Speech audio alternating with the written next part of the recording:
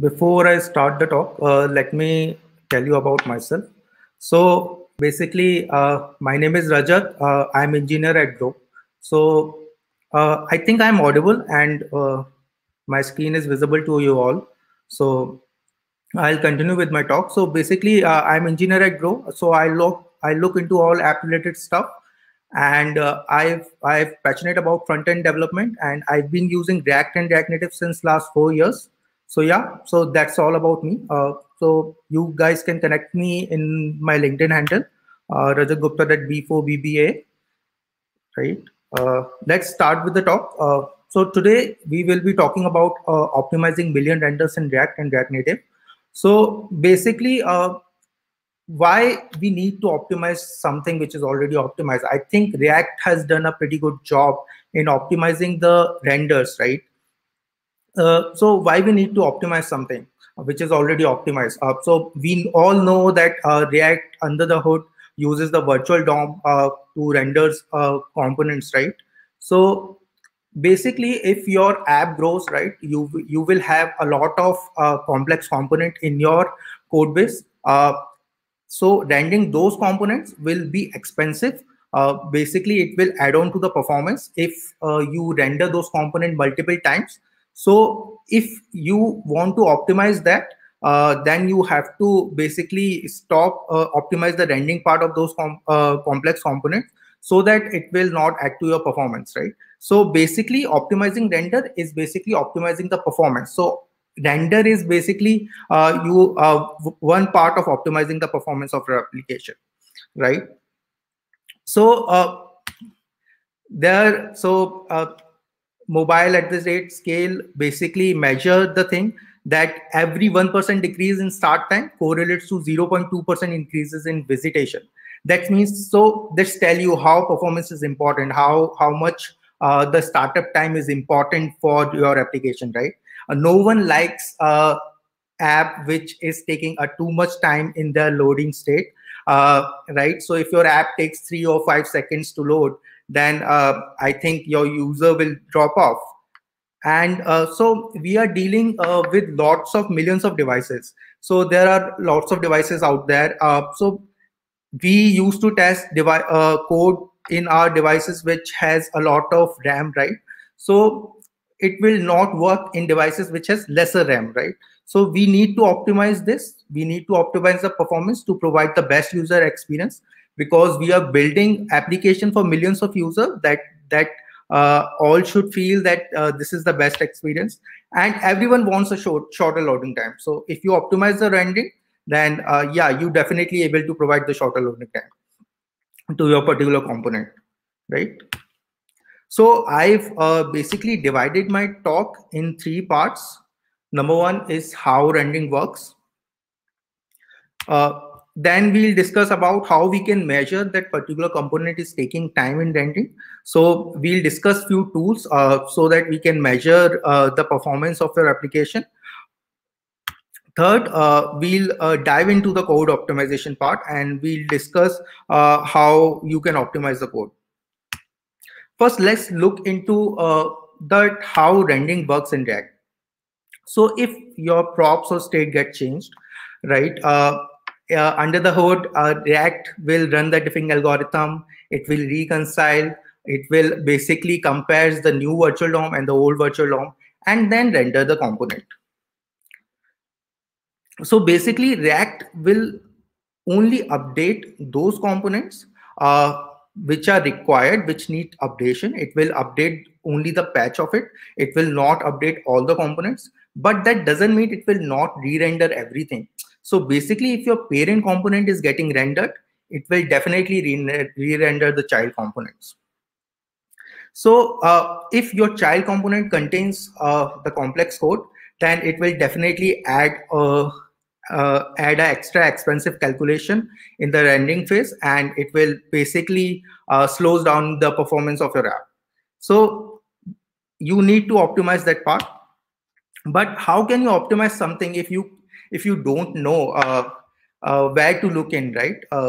Which component is taking a lot more time? So personally, I feel that we all should use tools to measure something. We should not fix something which is not measured, which are not measurable. So tools plays an important role, and we should measure it first before fixing something. So let's take an example. Let's you want to put a nail in a wall, right?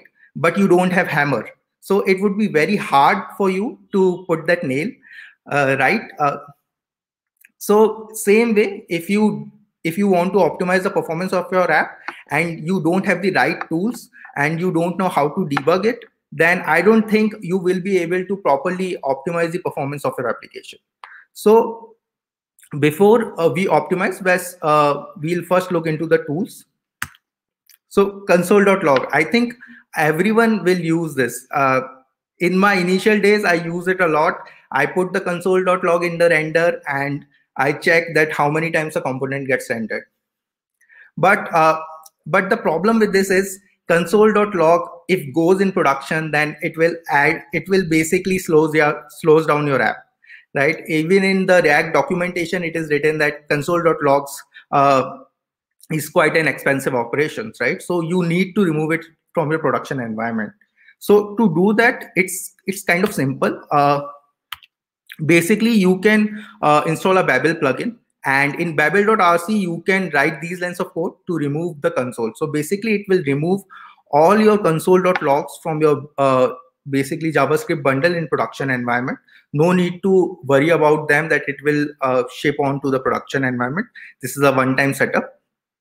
Yeah. So, and one more problem with console.log, that you cannot measure that how much time a particular component is taking.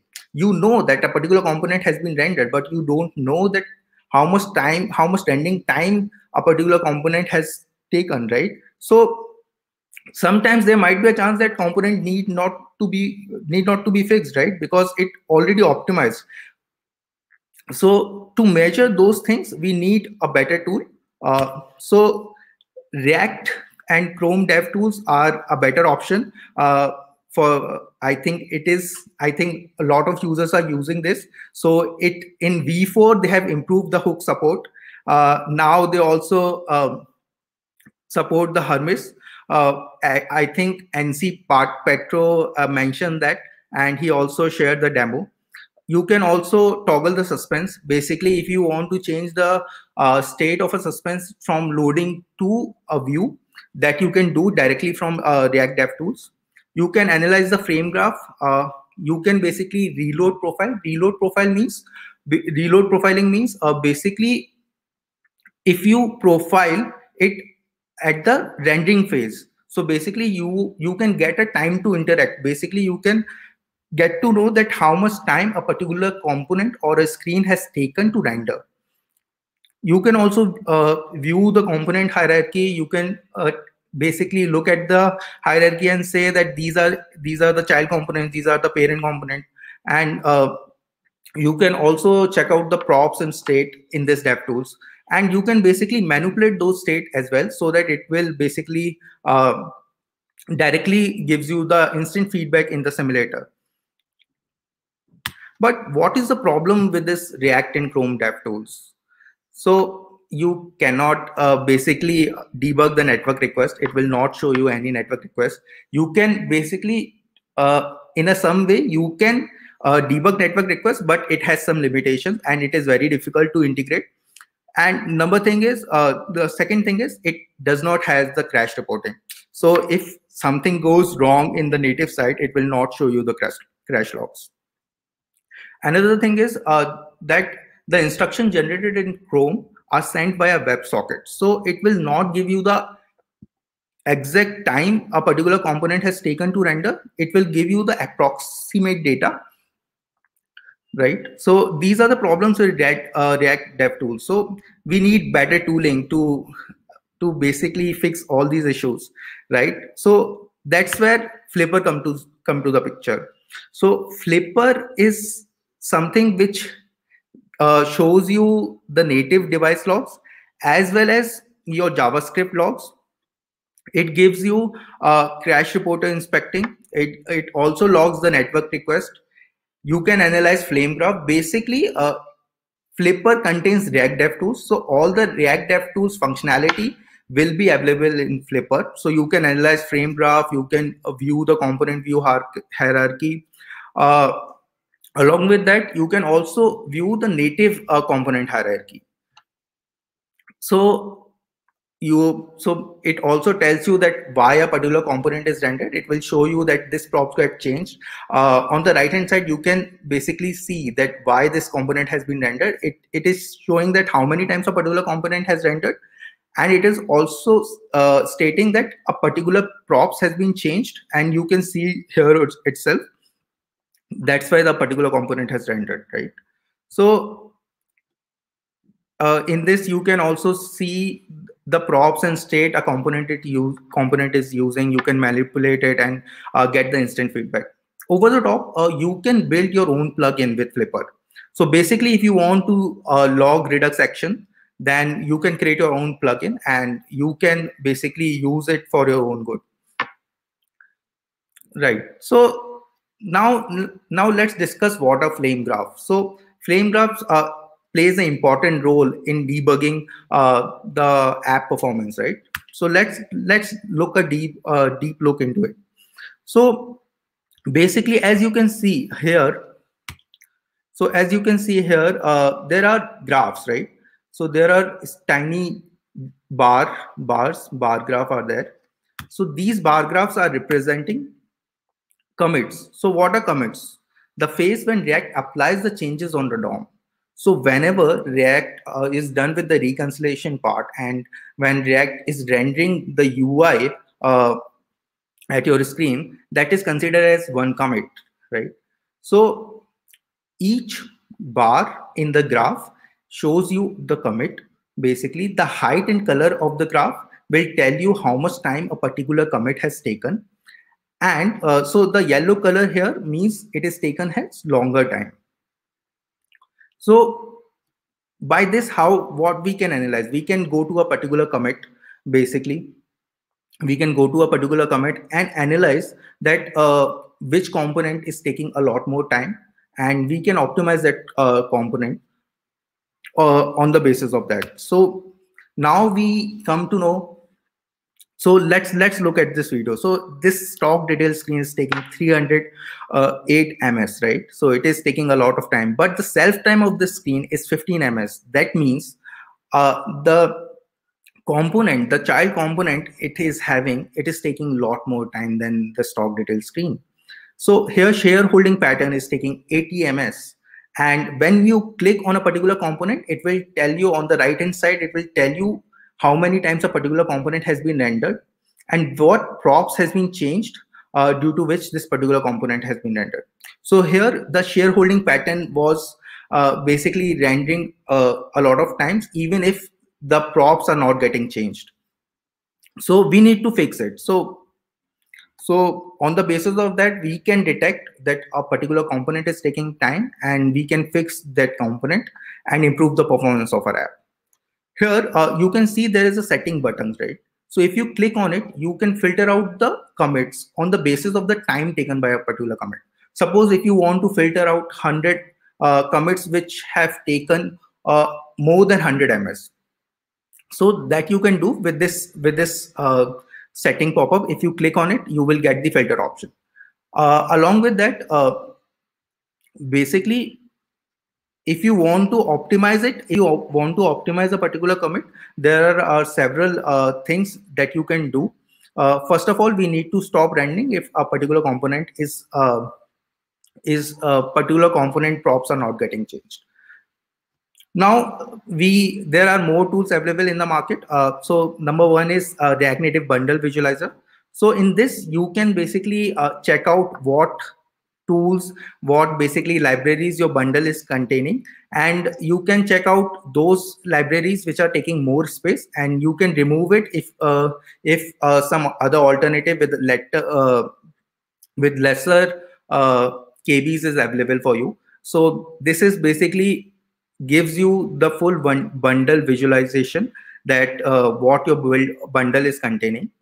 The tool on my right hand side is Detox Instrument. This is basically created by Wix engineering team. So this tells you about CPU uses, memory uses, FPS, disk activity. So by viewing this, you can basically measure out where your performance has been lagging and you can improve it. So yeah, so that's all about tooling. I think we have covered a lot of tools and it will help us out in debugging those things. Now let's move to the code optimization part. So what can we do to optimize the render, right? So first thing is in class-based approach, there is a lifecycle method as should component update. So basically, if we return false in should component update, that means it tells React that I don't update me, don't render me. Basically, I don't want to update. And if you want to add an extra condition, so suppose here there is a condition that if color gets changed, then only this component should get updated, or a count gets changed, then only this component should get updated.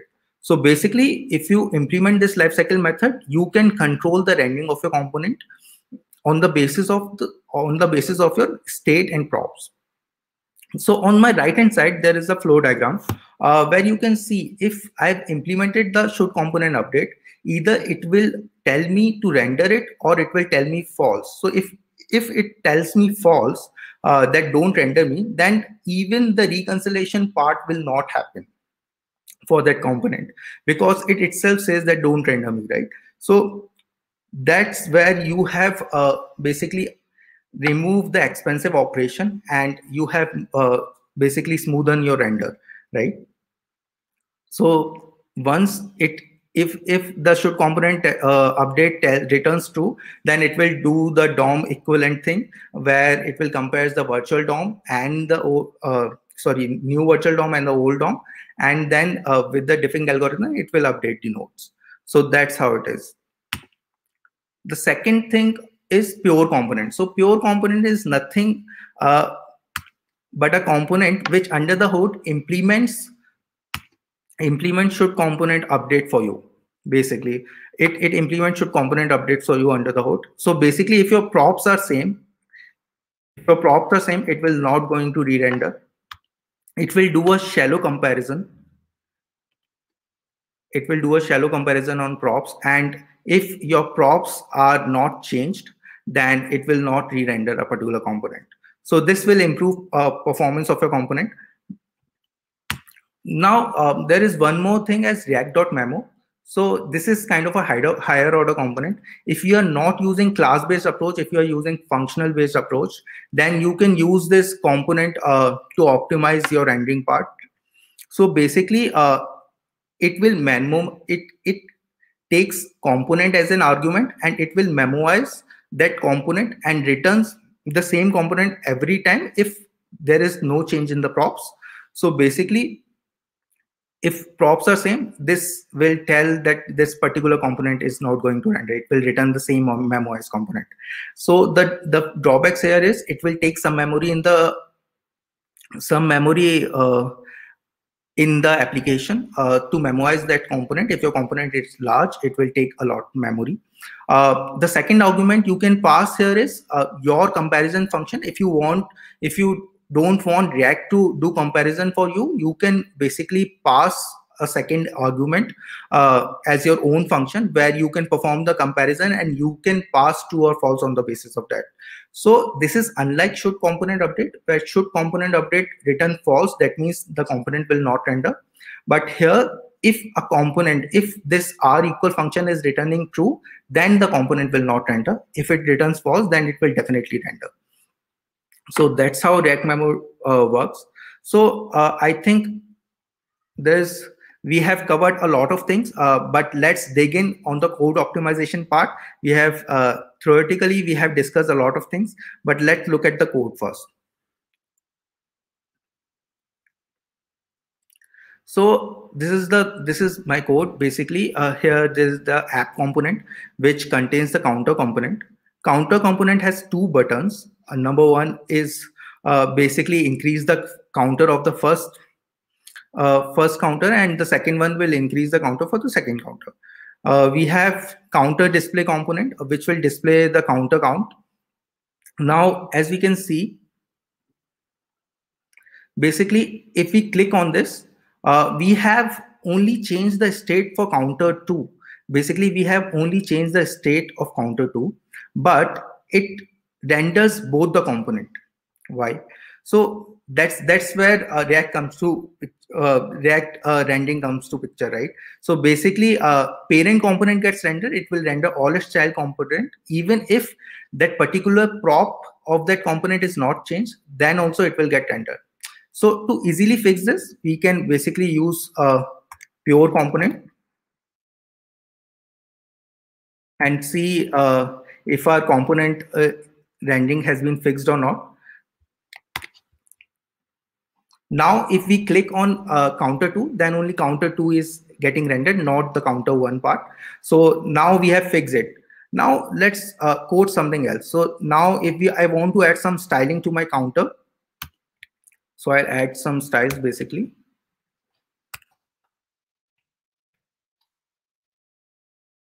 Now let's see if my pure component is working fine or not. So basically my pure component breaks. Why? Because here we have passes style object, right? So we have passed the inline style object.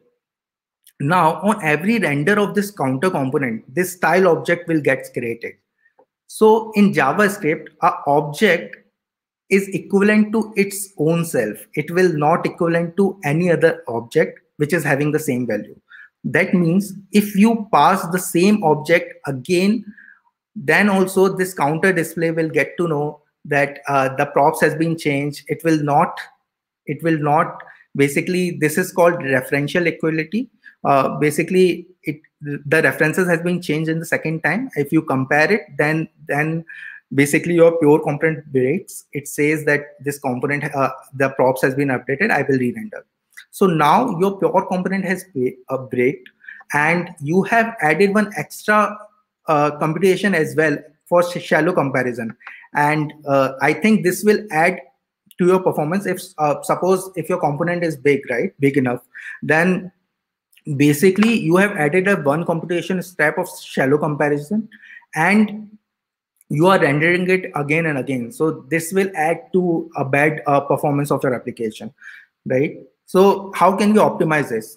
Basically, we can use style sheet. We can just pass styles dot counter one.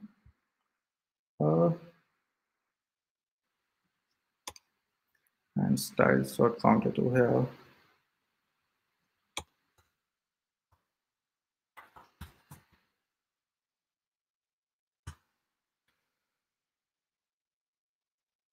Now let's check out our rendering part is fixed or not. So my rendering part has been fixed. Now my pure component is pure again, right? So now let's add one more prop. Let's check out this onPress function. So now let's check again if my basically pure component has maintained its purity or not. So the purity of pure component has been break. It is rendering again. Why?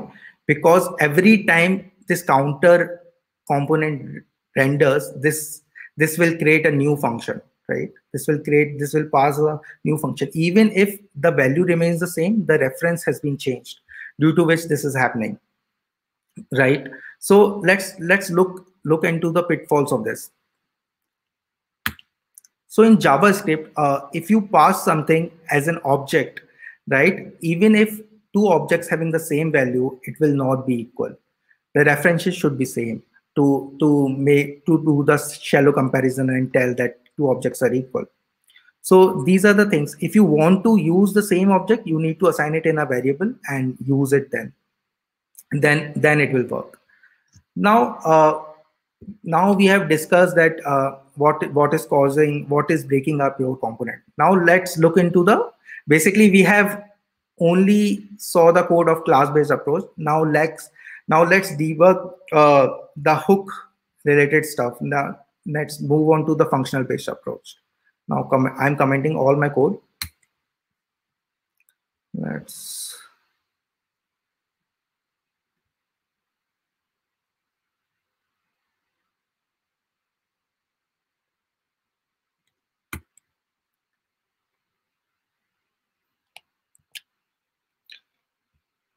So this is my functional component where I am using app, and in app I'm using counters. Counters is using use state hook to update the counter, and it has counter press function which will alert us if we click on this. This will change the counter. Basically, if we call set counter, and it has two functions as counter display, right? Two components are there, two child components are there. Now let's check if my component is rendering okay or not. So I've changed increase counter to only, and still both the components are getting rendered. So here we can use react.memo to basically optimize this.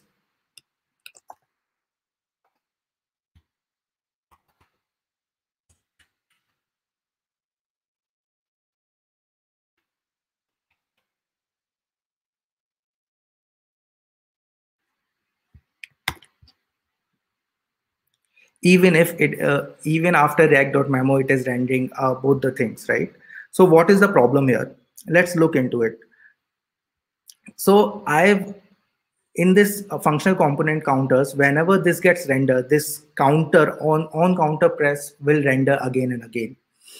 So basically this will get created again, and it has a different reference, due to which this react.memo will do a shallow comparison and tell this that this on counter press function has prop has been updated, and it will re-render that particular component, right? To fix this, we can basically use another hook named as use callbacks. We can pass use callbacks here.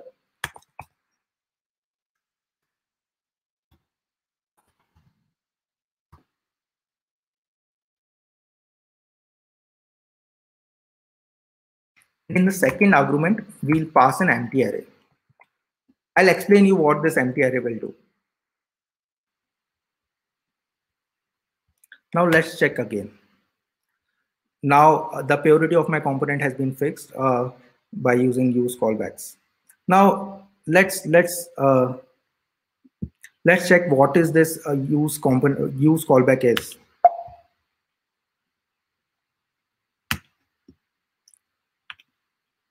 So use callback is a React hook. Basically, it will memorize a callback. If you pass any function to it, it will memorize it and it will return the same function again and again.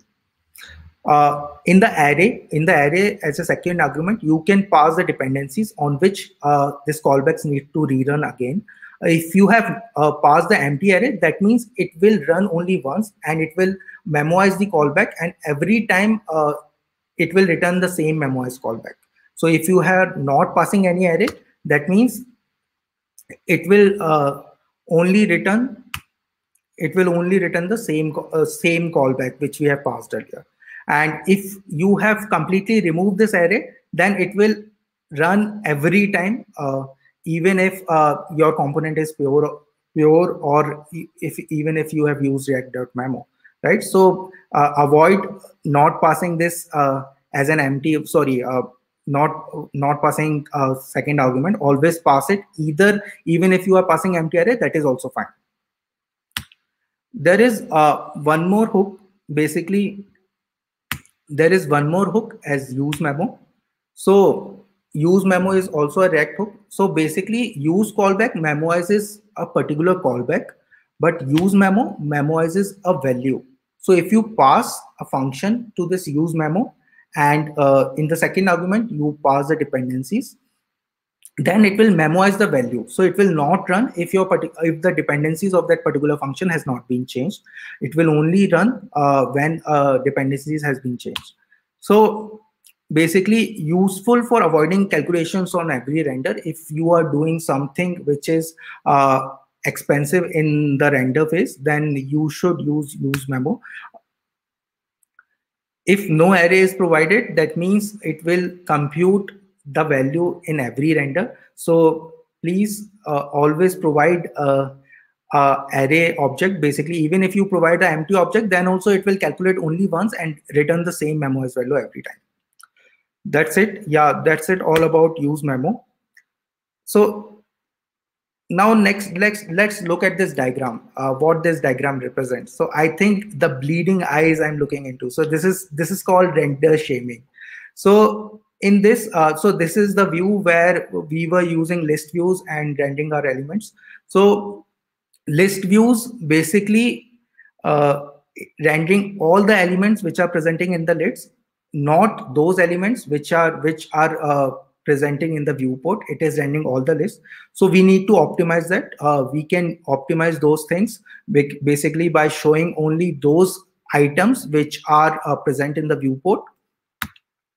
So how can we optimize this view? We can use flat list or section list instead of scroll view, because flat list children are lazy loaded, right?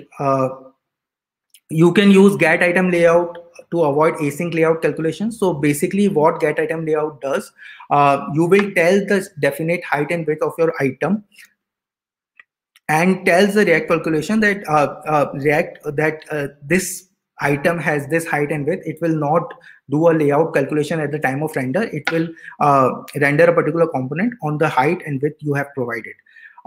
Make sure you include the height of the item separator component, which is used as an offset, which will give you a better user experience while using flat list or section list.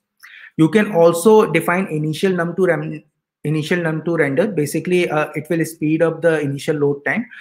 So make sure you give enough items in this initial num to renders, because how the items comes in a viewport, number of items listed in a viewport should be basically lesser than the initial num to render, because otherwise you will see a lot of white space in initial render. You can remove clips of views. You can basically set remove clips of views to true. It will basically, if your item is not present in your viewport, then it will basically remove it from the mounting phase. It will completely remove it. This will help you optimize the memory of your application. You can also set window size. So let's say if you have given a lesser window size, it will help you reduce the memory consumption. By default, it is 21. You can give it around 5. So that means if you give window size 5, that means there is one viewport, two windows will be above that viewport and two windows will be down that viewport. So these are the items will be mounted in the flat list. Other than the other all items will be unmounted. Yeah, so that's how you can optimize flat list and section lists. Yeah, that's all about optimizing million renders in React. Thank you, everyone.